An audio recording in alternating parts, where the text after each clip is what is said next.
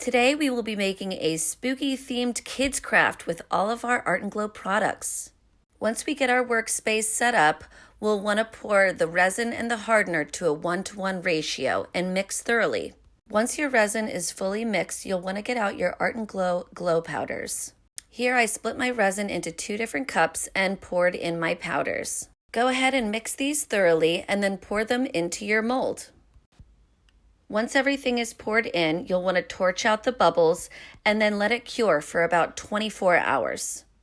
Now that the resin is cured, it's time to bring in the kiddos to pop out those pieces and start decorating. Feel free to get creative here.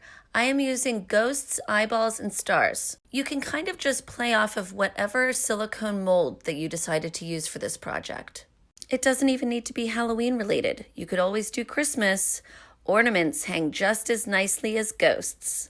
The preserved moss is optional too. I just figured it would make a really cool ground for my ghosts to fly above. I especially like the Sharpie for this project. It draws nicely and sticks to every single kind of surface material that we're using.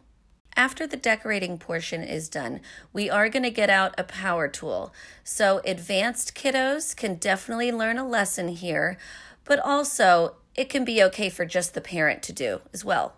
On all the decorated pieces, you want to drill a small hole for you to be able to string up inside of your mason jar. Just drill these holes big enough to either fit your cord through or start the hole for a tiny screw eye to fit in.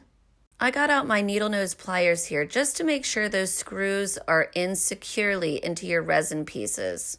Now's the tricky part, tying the cord through the tiny screw eyes and then through the surface of your mason jar, knotting on both ends. Once you have all of your pieces secure inside of your mason jar, it's finally coming together. Once you're all put together, it's time to screw that lid onto your mason jar. Now you can get out your blacklight flashlight or take your project outside and put it in the sunshine to charge it up. And there you have it, your very own glow-in-the-dark ghost terrarium. Make sure to scroll down to our description for a link to the detailed guide.